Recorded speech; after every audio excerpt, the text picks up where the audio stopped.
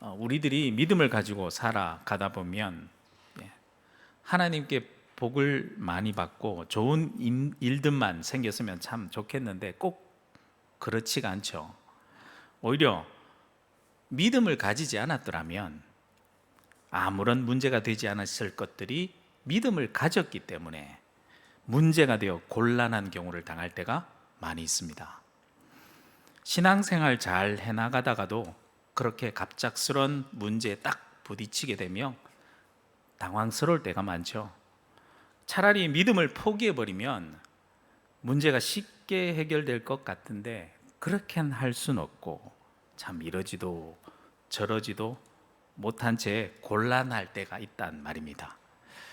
이럴 때 우리는 시험에 들게 되죠. 그리고 그런 시험을 당하는 상황 속에 빠져들게 만드신 하나님이 참으로 야속하고 원망스러울 때가 있습니다. 그래서 그때는 하나님께 마치 하소연하듯이 기도에 매달려 보기도 하지만 이상하게 하나님은 꼭 그럴 때마다 너무 조용하시죠. 나는 너무도 답답한데 아무런 응답도 하시지 않으시고 꼭 나를 모른 채 외면하시는 것 같이 느껴질 때가 참 많이 있습니다. 상황은 더 급박하게 돌아가고 나를 압박하는 그 문제 때문에 내 마음은 더 조급해지고 더 있다가는 더 지체하다가는 돌이킬 수 없는 낭떠러지에 떨어져 절망 속으로 빠져들 것 같은데도 하나님께서는 나의 이 상황을 정말 아시는지 모르시는지 당최 전혀 반응이 없으실 때가 있지 않던가요? 시편을 보면 다윗뿐만 아니라 시편에 나오는 수많은 우리 믿음의 선조들이 이와 똑같이 느낄 때가 참으로 많았던 것 같습니다. 마치 죽을 것 같은 상황 속에서 하나님을 애타게 찾고 부르짖는 그 외침들, 그 애타는 기도의 내용들이 너무나도 솔직하고 어떨 땐 적나라하게 기록되어 있는 것이 시편의 말씀들이에요. 그것은 그들도 우리들과 마찬가지로 하나님을 믿긴 하지만 너무나도 답답한 때가 많아서 우리들처럼 마치 하소연하듯이 하나님을 찾았던 경우가 많았던 것이겠죠. 그런데 시편을 이렇게 처음부터 끝까지 쫙 읽어보면 우리들의 입장에서 너무나도 조급하고 답답하게 느껴지긴 하지만 하나님께서 결국에는 우리들의 모든 부르짖음에 적절한 때에 응답해 주시고 또 우리들이 생각하지 못했던 아주 놀라운 방법으로 하나님의 일을 해나가신 것을 결국에는 우리가 깨닫게 됩니다. 그리고 결국 우리의 입술을 통해서 하나님을 찬양하게 만든다라는 것을 깨닫게 되는 것이 시편을 읽을 때 느끼게 되는 겁니다. 오늘 시편도 마찬가지인 것 같습니다. 시편 89편은요 내용이 길어요. 표제어를 보면 에스라인 에단의 마스길이라고 나오죠. 즉 누구인지 구체적으로는 알 수 없지만 에스라인 에단이란 사람이 찬양한 내용이 기록되어 있는 것이 89편 시편입니다. 그도 아마 자신 스스로는 감당할 수 없는 힘겨운 고난을 겪었던 것 같아요. 그것이 개인적인 고난이든지 아니면 자신의 민족이 겪었던 공동체적인 고난이든지 하여튼 어떤 문제, 그 문제를 통해서 하나님께 간절하게 매달렸던 것 같습니다. 그렇게 간절히 하나님을 찾는 가운데 그는 드디어 기도하는 가운데 찬양하는 가운데 하나님의 음성을 직접 들었던 것 같아요. 그 내용을 찬양하면서 기록한 것이 시편 89편 말씀입니다. 시편 89편을 내용적으로 나누어 보면 길지만 크게 세 부분으로 나누어질 수 있습니다. 첫 번째 부분은요 하나님을 찬양하는 것으로 시작해요. 1절에서 18절 부분, 오늘 새벽에 나누었던 말씀이죠. 두 번째 부분이 간절히 그렇게 하나님을 찾는 가운데 들었던 하나님의 음성이 직접 기록되어 있어요. 19절에서 37절 말씀. 그러나 세 번째 부분에 가면 여전히 상황은 변하지 않았습니다. 힘든 상황 가운데 하나님께 간절하게 간구하는 내용이 38절부터 52절까지 주일날 살펴볼 말씀, 새벽 기도 때 말씀 부분이 나옵니다. 그러면서 제일 마지막 부분에 이 시편 기자는 이렇게 찬양을 마칩니다. 어떻게 마치냐면 여호와를 영원히 찬송할지로다. 아멘. 아멘 한 번이 아니라 아멘 아멘으로 마칩니다. 시편을 보면 참으로 많은 사람들이 이렇게 하나님의 은혜를 체험하고 찬양하는 내용들이 정말 다양하게 많이 나옵니다. 그래서 대부분 시편을 보면요, 대부분 힘든 가운데서도 찬양으로 시작해요. 찬양으로 시작하고 자신의 경험한 은혜와 체험들을 찬양하고 더 깊은 기도로 나아가며 간구하다가 결국에는 이렇게 찬양으로 맞춰지는 내용들이 시편의 대부분들의 내용이에요. 이 시편도 그렇죠. 그런데 이 시편에서 이 에단이란 이 사람이 체험한 하나님에 대한 내용도 이 시편 속에 두드러지게 나타나는데, 이 시편의 저자가 경험한 하나님은요, 크게 이런 하나님이에요. 어떤 하나님이냐? 인자하신 하나님, 그리고 성실, 신실하신 하나님, 그렇게 경험한 내용입니다. 그래서 1절 말씀에 보면 하나님의 인자하심과 성실하심을 찬양하는 것으로 시작해요. 1절 말씀 볼까요? 내가 여호와의 인자하심을 영원히 노래하며 주의 성실하심을 내 입으로 대대히 알게 하리로다. 이렇게 찬양으로 시작하죠. 그리고 어제 다루었던 하나님을 찬양하는 내용이 계속 이어지다가 오늘 본문 말씀에서는 드디어 그 기도하고 찬양하는 가운데 자신이 들었던 하나님의 음성을 어찌 보면 마치 그대로 받아 적어 놓은 것 같은 내용이 나옵니다. 그래서 계속해서 하나님께서 내가 이렇게 했다, 내가 저렇게 했다, 내가라는 말이 계속 반복되어 나온 것을 알 수 있어요. 참으로 감사하죠. 에단이란 사람이 자신이 직접 들었던 하나님의 그 음성을 우리는 오늘 시편에 기록된 이 말씀을 통해서 마치 오늘날 나에게도 들려주시는 하나님의 음성으로 조금도 가감됨 없이 정확하게 시대와 상황을 초월해서 하나님의 음성 그대로 직접 들을 수 있는 것, 그 너무나 감사한 것 아닙니까? 이 시간 이 말씀을 함께 들을 때에 하나님께서 에단이란 사람뿐만 아니라 오늘날 믿음을 가지고 살아가는 지금 우리에게도 똑같이 들려주시는 하나님의 그 음성을 직접 듣는 은혜로운 시간 되기를 주님의 이름으로 축원합니다. 하나님께서 우리에게 직접 들려줄 하나님의 말씀, 오늘의 말씀을 놓고 볼 때 주제가 되는 내용 중심으로 제목을 제가 이렇게 붙여보았어요. 크게 네 부분으로 나누어질 수 있는데요, 하나님께서 이렇게 우리에게 음성을 들려주세요.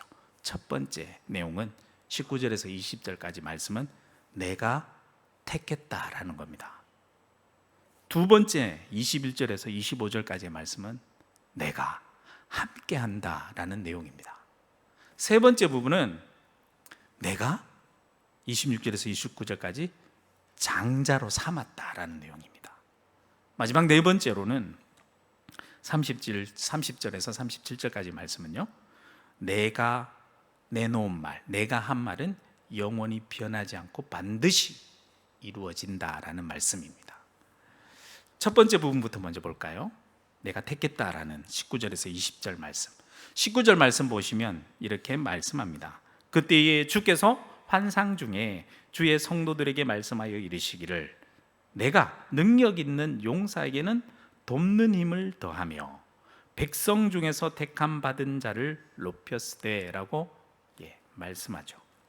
하나님을 찬양하다가 이 시편 저자 에단은 본격적으로 기도 가운데 본인이 들었던 하나님의 음성에 대해서 여기 말하려고 합니다. 그때에 주께서 환상 중에 주의 성도들에게 말씀하여 이르시기를, 그때가 언제인지 모릅니다. 하지만 분명한 것은 이 노래하는 이 시편의 저자가 고난과 문제의 상황 속에서 앞부분에 뭘 했죠? 하나님을 찬양했잖아요. 하나님을 찬양했다는 것이 중요합니다. 찬양을 한다는 거, 그의 마음이 비록 지금은 힘든 상황과 문제 속에 있지만 그의 마음은 내키지 않지만 그의 마음만은 어디를 향해 있다는 겁니까? 하나님을 향해 있다라는 증거로 나오는 것이 찬양입니다. 아무리 힘들어도 찬양과 기도를 멈추지 마십시오. 그래야 우리는 하나님의 음성을 들을 수 있습니다. 언제인지 모르지만 이 시편의 저자 에다는 찬양과 기도를 하는 바로 그때에 하나님께서 그를 찾아오셔서 말씀해 주셨습니다. 환상 중에란 말이 나오죠. 히브리어는 하존이란 말인데 이상으로 번역되기도 합니다. 그 뜻은 어떤 뜻이냐면 선지자를 통해서든지 직접 듣든지 하나님께서 직접 말씀하시는 신적인 계시의 말씀을 말하는 거예요. 하나님께서 직접 환상 중에 나를 찾아오셔서 말씀해 주시는 그 신비한 체험을 하고 있는 거예요. 그렇게 찾아오셔서 말씀해 준 내용이 무엇입니까? 내가 능력 있는 용사에게 돕는 힘을 더하며 라고 했습니다. 금방 무슨 말인지 이해할 수 없어서 다른 번역본을 참고해 보니까 이렇게 번역되어 있어요. 공동 번역에는 나는 내 백성의 막내둥이를 들어 높이고, 다윗이 막내였다가 하나님의 택함 받아서 왕이 되었지 않습니까? 그게 딱 떠올라요. 새 번역을 보면 내가 용사들 위해 한 젊은 용사를 세우고, 다윗이 골리앗을 무찌를 때 젊은 용사의 모습이 떠오르지 않습니까? 현대인의 성경에 보면 내가 용사에게 힘을 주고 라고 번역되어 있어요. 다 비슷비슷한 내용들인 것 같은데 다 종합해 보면 하나님께서 이렇게 말씀하신 것 같아요. 높여야 할 때 내가 높여주고, 세워야 할 때 내가 세워주고, 힘이 필요할 때 내가 힘을 주어서 도와주었다라는 말씀이라고 말하는 것 같아요. 누가 그렇게 했습니까? 중요한 것은 여기서 내가입니다. 내가 누굽니까? 하나님이 직접 그렇게 하신다는 말씀이죠. 두 번째 보면 백성 중에서 택함 받은 자를 높였으되라고 기록되어 있습니다. 앞에 내용과 마찬가지로 내가 높였다고 하는데 누구를 높였다고 합니까? 백성 중에, 여러 백성들 중에 택함 받은 자를 높였다라고 말씀합니다. 즉 하나님께서 택한 자를 하나님께서 내가 직접 찾아서 높였다라고 말씀하는 거죠. 더 구체적인 설명이 20절에 나옵니다. 20절 말씀해 보면 내가 내 종 다윗을 찾아내어 나의 거룩한 기름을 그에게 부었도다. 다윗을 생각해 보십시오. 하나님께서 다윗을 직접 찾아내셨어요. 그래서 이새의 집으로 누구를 보내요? 사무엘을 보내죠. 그래서 갔을 때 집에 있지도 않았고 들에서 양을 치던 다윗을 하나님께서 직접 찾아내셔서 그에게 기름을 부어 세워주셨고 왕으로 높여주셨습니다. 우리가 참 그렇게 생각될 때 있지 않습니까? 나는 언제나 혼자인 것만 같고 맨날 나만 불공평한 일을 당해 정말 억울한 것 같고 나만 홀로 괴롭고 어려운 환경 속에 처해 있는 것 같을 때가 많지 않습니까? 다윗도 그랬죠. 자신의 형이 7명이나 더 있었어요. 7명이나 그렇게 많은 형들도 있었는데 유독 다윗이 집안에서 따돌림을 당했는지는 잘 모르겠지만 막내인 그 다윗이 집안에서 멀리 떨어진 들판으로, 광야로 혼자 나가서 양을 치고 있습니다. 다윗의 입장에 보면 형들도 많은데 왜 꼭 나야? 충분히 불평과 불만을 가지고 억울해할 수 있는 상황 아닙니까? 하지만 다윗이 그러하지 않았습니다. 그는 아무도 보지 않고 주목하지 않는 그냥 그 황량한 들판 가운데 홀로 버려져 있는 것처럼 양을 치고 있는 그때 그는 불평 불만에 사로잡혀서 원망하고 있었습니까? 무엇을 했습니까? 무엇을 했죠? 찬양을 했습니다. 기도했습니다. 그런 자를 하나님께서는 반드시 찾아내십니다. 내가 억울한 일을 당했다고 생각됩니까? 나만 왕따 당하는 것 같습니까? 정말 절망적인 상황 속에서 희망이 보이지 않는, 마치 내 인생이 광야길에 던져진 것 같은 그러한 상황이 있습니까? 그렇다면 다윗처럼 찬양하십시오. 기도하십시오. 그러면 하나님께서 우리를 반드시 찾으실 겁니다. 우리를 택하여 찾으셔서 우리를 세워주실 거고 높여주실 줄로 믿습니다.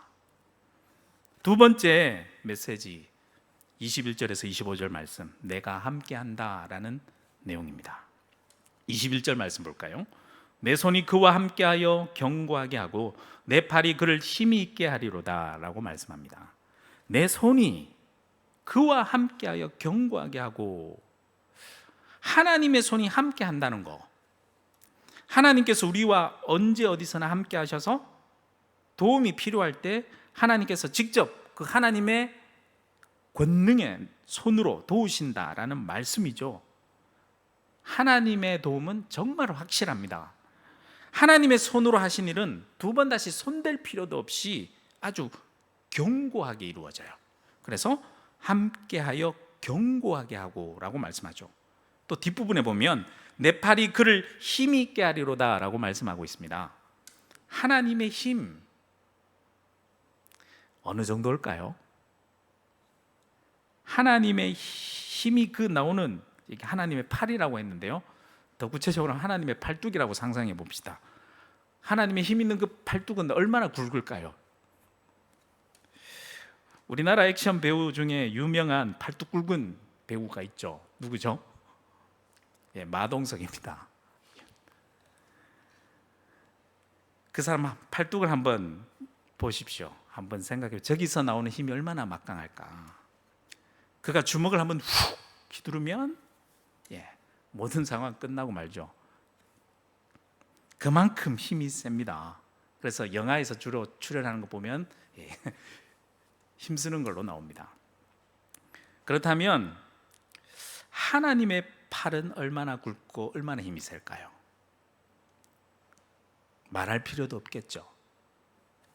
그래서인지 22절 말씀에 보면요, 하나님의 그 막강한 힘이 나오는 팔뚝 앞에서 22절 말씀에 보면 이렇게 얘기합니다. 원수가 그에게서 강탈하지 못하며 악한 자가 그를 공고하게 못하리로다. 23절, 내가 그의 앞에서 그 대적들을 박멸하며 그를 미워하는 자들을 치려니와. 주로 마동석이 출연하는 영화에 보면 악한 자들을 강한 힘으로 파괴하는 내용이 나오거든요. 만약 그렇게 힘이 좋은 마동석이 내 친구라고 생각해 보세요. 그가 내 편이라고 생각해 보세요. 누가 우리를 괴롭히겠습니까? 나를 괴롭게 하는 원수와 악한 자들이 있다면 그냥 내 친구인 마동석한테 가가지고 이야기하면 됩니다. 왜요? 또 마동석은 또 의리파거든요. 의리가 있거든요. 그가 나서면 그 누구도 절대로 우리를 괴롭힐 수 없겠죠. 누가 감히 우리를 괴롭힙니까?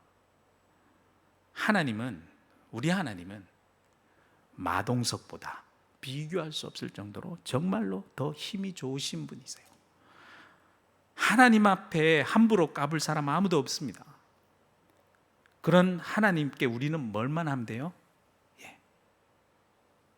부르짖기만 하면 돼요. 말만 하면 돼요. 그것이 기도입니다. 하나님은 완전 우리 편이거든요. 완전 의리파거든요. 우리가 부탁하면 바로 누가 너를 괴롭혀 하면서 아마 자리를 박차고 팔 걷고 나오실걸요. 왜 그렇게 하시냐고요? 하나님은 우리에게 대하여 인자하시기 때문입니다. 그리고 성실하신 분이시기 때문입니다. 그래서 24절 말씀에 또 이렇게 찬양하죠. 나의 성실함과 인자함이 그와 함께하리니 내 이름으로 말미암아 그의 뿔이 높아지리로다. 아멘. 하나님의 성실하심과 인자하심이 나와 함께한다라고 말씀해 줍니다. 그러니 당연히 내가 이 세상에서 그냥 높아질 수밖에요. 그런데 사람은 높아질 때 항상 조심해야 됩니다. 사람은 자신이 높은 위치에 오르게 되면 그렇죠, 꼭 자기가 잘나서 그렇게 된 줄 알아요. 그래서 하나님께서 이렇게 말씀해 주세요. 내 이름으로 말미암아 그의 뿔이 높아지리로다. 누구로 말미암아? 내 이름으로 말미암아. 내 힘과 능력으로 높아지는 거 아니에요.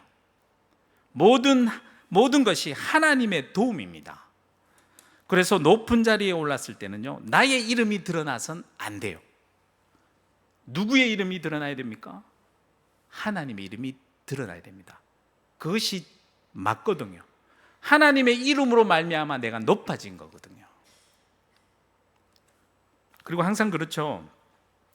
내가 높은 자리에 올라 딱 서게 되면요, 항상 시기 질투하는 무리들이 있어요. 내가 그 자리에 무슨 권한으로 올라갔느냐 따지고 드는 사람들이 분명히 있습니다. 그래서 하나님께서는 25절 또 이렇게 말씀해 주세요. 25절 말씀 볼까요?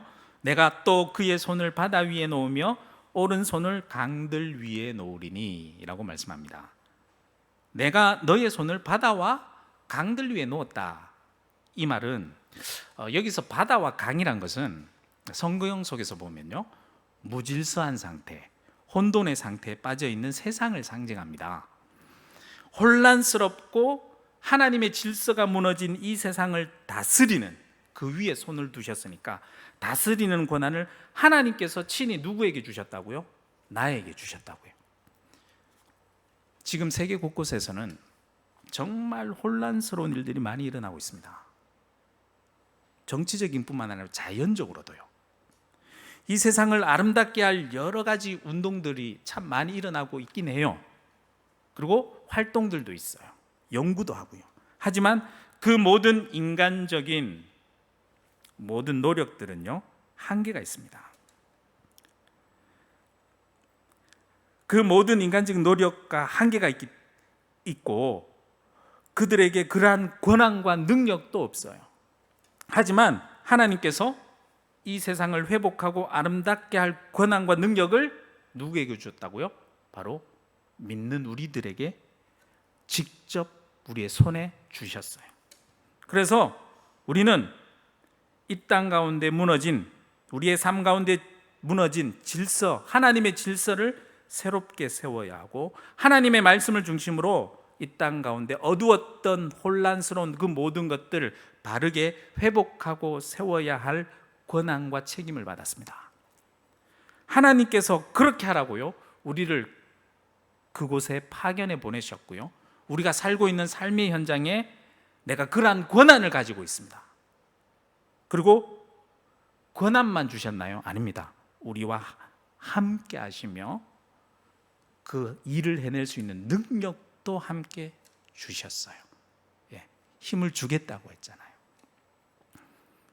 그런데 우리가 그런 일을 시작하려고만 하면 누군가 코웃음 치면서 내가 무슨 권한으로 그렇게 하냐 따지고 드는 사람이 꼭 있고, 그럴 때 우리는 또 어떻게 해야 되냐고요? 걱정하지 마십시오. 그럴 줄 알고 하나님께서는 다음의 말씀을 우리에게 주셨어요.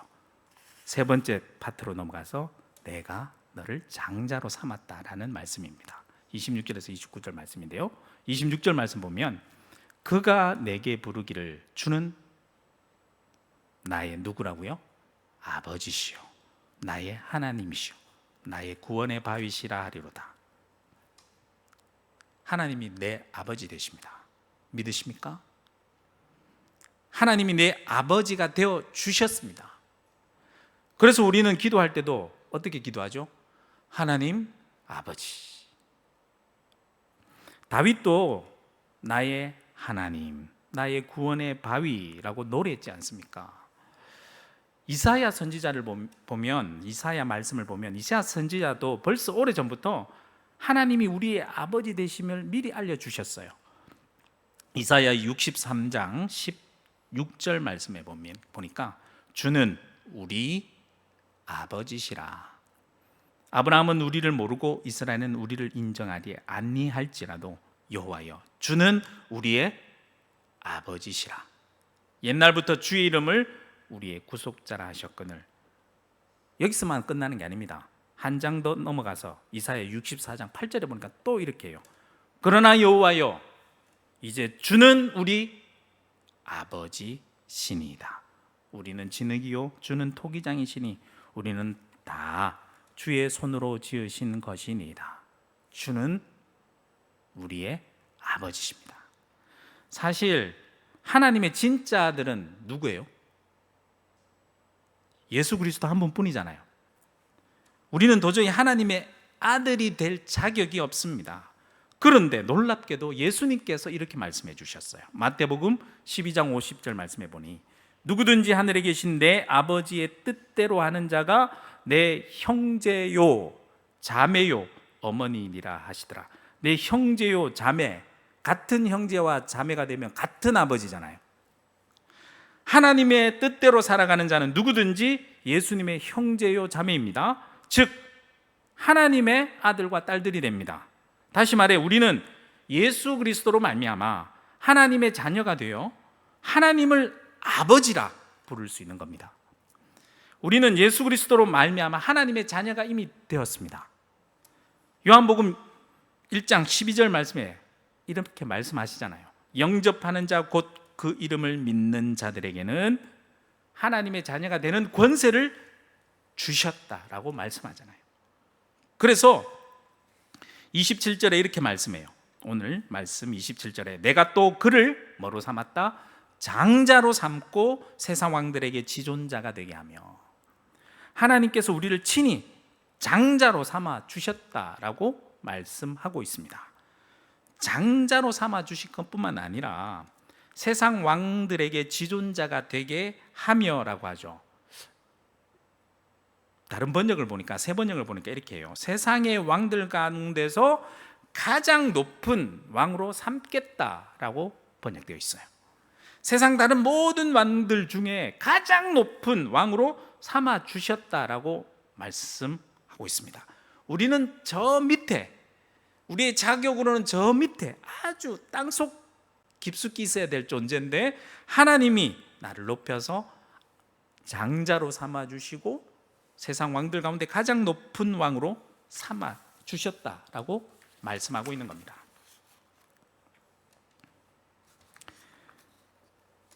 모든 왕들 중에 가장 높은 왕으로요. 하나님이 그렇게 하셨습니다. 그리고 시편 저자는 다시 정리하듯이 하나님이 어떤 분이심을 28절과 29절에 말씀하는데요.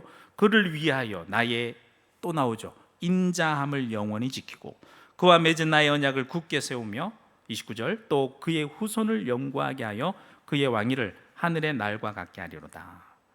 하나님께서는 우리를 위하여 하나님의 인자하심, 그 하심을 영원히 지키시는 분이십니다. 또한 우리와 맺은 언약을 굳게 세우시는 신실하신 하나님이십니다. 그래서 하나님께서는요, 그 인자하심과 성실하심을 나뿐만 아니라 영원히 대대손손 지키기 위해 우리의 후손들에게까지 역사하신다라는 말씀이죠. 그래서 다음 세대 교회 학교 아이들 위해서 우리가 기도해야 됩니다. 인자하시고 성실하신 하나님께서 이제 토요일, 내일부터 중고등부 수련회 있고 8월 달에 청년부 수련회가 계획 중에 있습니다. 인자하신 하나님께서, 정말 신실하신 하나님께서 다음 세대, 중고등부뿐만 아니라 우리 교회 학교 아이들부터 시작해서 청년들까지 함께 해 주시길 우리가 간절히 기도해야 될 줄로 믿습니다. 좀 이따 나중에 같이 그러한 기도 제목 가지고 기도할 겁니다. 마지막 네 번째 30절에서 37절 말씀, 내가 한 말은 영원히 변하지 않고 반드시 이룬다라는 말씀인데요, 우리들은 인간인지라 항상 믿음이 약하고 의심이 많죠. 다른 사람 생각할 필요 없어요. 나를 생각하면 돼요. 하나님의 말씀을 매일 보는데도 항상 의심하죠. 믿음이 항상 약하잖아요. 쉽게 시험에 들잖아요. 부정하지 맙시다. 이 세상 때가, 내가 너무 많이 이 세상 때에 찌들어 있다면 그 때에 찌들수록, 세상에 찌들면 찌들수록 하나님의 말씀을 온전히 믿지 못하고 조금이라도 의심의 끈을 풀지는 않습니다. 그도 그럴 것이, 왜냐? 세상이 그렇거든요. 세상에서 조금만 방심하면 실패하게 되니까, 아무리 좋은 것이 있다 하더라도, 좋은 것이 주어진다 하더라도 조금의 긴장을 풀고 긴장의 끈을 놓쳐버리면, 놓치지 않고 의심하면 실패를 줄일 수 있는 세상을 우리가 지금 살아가고 있기 때문에, 그렇다 보니까 분명히 성경 말씀을 통해서 얘기하고 매일 주일 말씀을 통해서, 강단을 통해서 확실하게 말씀을 전해도, 분명한 약속의 말씀을 우리가 들어도 우리는 쉽게 믿지 못하고 의심하는 습관이 있는 것 같습니다. 그런데 하나님께서는 이것까지도 모두 다 마치 다 알고 계시는 것 같아요. 그래서 혹시 의심의 끈을 풀지 못하는 우리에게 이렇게 말씀해 주고 있어요. 30절과 31절 말씀. 만일 그의 자손이 내 법을 버리며 내 규례대로 행하지 아니하며 내 율례를 깨뜨리며 내 계명을 지키지 아니하면, 만약 이러면 언뜻 들어보면 하나님께서 우리에게 자신의 말을 들으라고 윽박지르면서 경고하는 내용인 것 같아요. 그런데 말씀을 자세히 보면 그런 마음으로 하신 말씀이 아니에요. 하나님의 말씀을 자세히 보시면 내가 말한 거, 성경 말씀, 내 법 한 번 이렇게 말씀하셔도 되는데, 내 법이라고 얘기했다가 내 규례, 내 율례, 내 계명 이렇게 반복해서 말씀하시죠.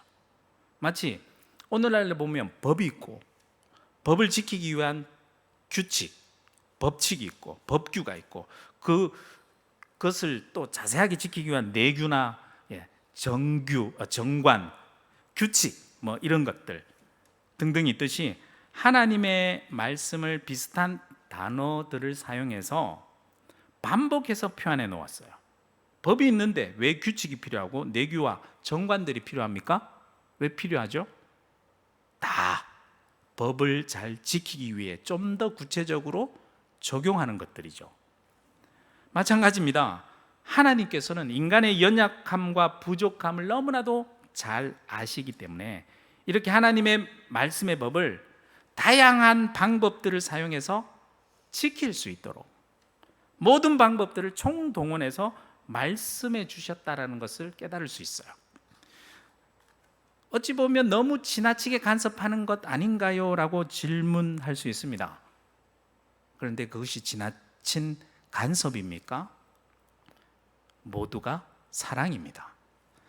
어찌해서든지 하나님께서는 우리가 하나님의 말씀을 잘 지켜서 하나님이 준비한 말씀의 축복을 다 누릴 수 있도록 세세한 부분까지 다 고려해서 모든 수단과 방법을 다 동원해서 이렇게 설명했다가 저렇게 설명했다가 모든 방법들을 동원한 하나님의 사랑의 방편들이 내 율례, 내 계명, 내 규례예요.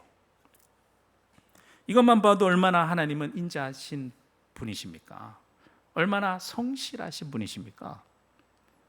하나님 그토록 우리를 사랑하시기 때문에 우리가 잘못할 때 때로는 회초리를 드시기도 해요. 32절 말씀에 내가 회초리로 그들의 죄를 다스리며 채찍으로 그들의 죄악을 벌하리로다. 하나님께 매를 맞았다. 하나님께 매를 맞았다는 것은 무슨 증거입니까?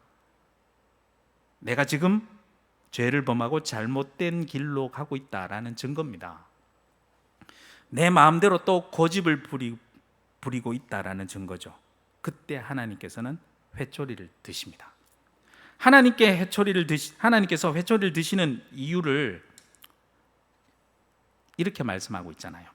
그들의 죄를 뭐 한다고요? 다스리며 그들의 죄악을 벌한다, 벌하리로다 말씀합니다. 하나님께서 왜 다스리고 벌하세요? 돌아오게 하시려고. 우리가 잘못된 길로 빠졌으니까 바른 길로 가게 하려고요. 하나님께서 회초리와 채찍을 드시는 것은 결코 나를 책망하거나 멸망하게 하심이 아닙니다. 그것 모두도 다 나를 향한 하나님의 인자하심과 성실하심 때문입니다. 그래서 33절에서 35절 말씀에 이렇게 말씀하시죠. 그러나 나의 인자함을 그에게서 다 거두지는 아니하며 나의 성실함도 패하지 아니하며 내 언약을 깨뜨리지 아니하고 내 입술에서 낸 것은 변하지 아니하리로다. 내가 나의 거룩함으로 한 번 맹세하였은즉 다윗에게 거짓말을 하지 아니할 것이라. 하나님께서 아무리 이렇게 말해줘도 못 알아듣고 믿지 못하고 의심하는 우리들에게 마치 답답한 마음에 이렇게 쭉 말씀해 주시는 것 같아요. 어떻게 해요? 마치 이렇게 말씀하시는 것 같아요. 야, 내가 한 말, 내가 한 약속 나는 반드시 다 지켜. 내가 누구야? 너 내가 한 말 못 믿겠니? 좋아.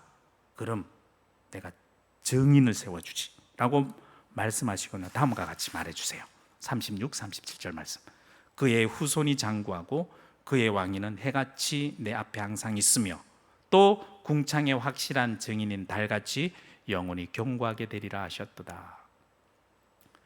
옛날 사람들이 맹세할 때 어떻게 맹세하나요? 해와 달을 두고 맹세 많이 했던 것 같아요. 변하지 않으니까. 해와 달을 두고 맹세하며 증거가 되게 했던 것처럼 하나님께서 오죽하셨으면 나 못 믿어? 그럼 증인 되어 줄게. 해와 달 증인으로 세워서 말씀해 주시는 거잖아요. 이만큼 하나님께서는 우리들을 향하여 정말 진심이신 분이세요. 우리를 향한 인자하심과 성실하심이 영원하고 끝이 없으신 분이세요. 시편 기자는 이 영원한 인자하시고 성실하신 하나님의 말씀을 직접 들었습니다. 그리고 기록했습니다. 우리에게 들려주시는 하나님의 음성 네 가지 오늘 말씀을 통해 정리해 보겠습니다. 하나님이 우리에게 어떤 말씀을 해주세요? 하나님이 나를 선택하셨다 말씀해 줍니다. 그래서 내가 어느 곳에 있든지 내가 저 들판에 아무도 몰라주는 광야에 있다 할지라도 걱정하지 마십시오. 아무도 몰라주고 아무도 보지 않는다고 하더라도 걱정하지 마십시오. 하나님이 반드시 나를 찾을 것입니다. 하나님이 선택하셨거든요. 그리고 나를 찾으셔서 나를 세워주시고 높여주실 겁니다. 두 번째, 하나님은 나와 항상 함께 하신다는 말입니다. 그러니 두려워하지 마십시오. 하나님이 힘이 되어 주시고요. 하나님이 도움, 하나님의 힘 있는 팔뚝 상상하십시오. 하나님이 우리의 도움이 되어 주십니다. 세 번째, 누가 뭐라 그래도 하나님이 내 아버지 되십니다. 우리의 신분은 이미 변화되었습니다. 언제요? 예수 그리스도를 믿음으로 말미암아 예수 그리스도를 믿을 때 우리는 우리의 신분은 변화되었습니다. 하나님의 자녀가 되었습니다. 하나님의 자녀가 되는 권세를 받았습니다. 그리고 이 세상을 변화시켜 나갈 권세와 권한을 아버지께로부터 받았습니다. 마지막 네 번째, 하나님이 우리에게 약속해 주신 그 말씀은 반드시 이루어집니다. 하나님의 말씀을 이 땅 가운데 이루면서 살아가십시다. 실망하지 맙시다. 결과가 내 눈에 안 보인다고요? 변화가 내 눈에 안 보인다고요? 세상은 안 변하는 것 같다고요? 걱정하지 마십시오. 안 보여도 괜찮습니다. 내가 직접 보지 않아도 괜찮습니다. 결국 하나님이 말씀하신 대로 이루어질 겁니다. 하나님이 말씀하신 대로 예수님은 다시 이 땅에 오실 겁니다. 하나님이 말씀하신 대로 하나님의 나라를 이루실 것입니다.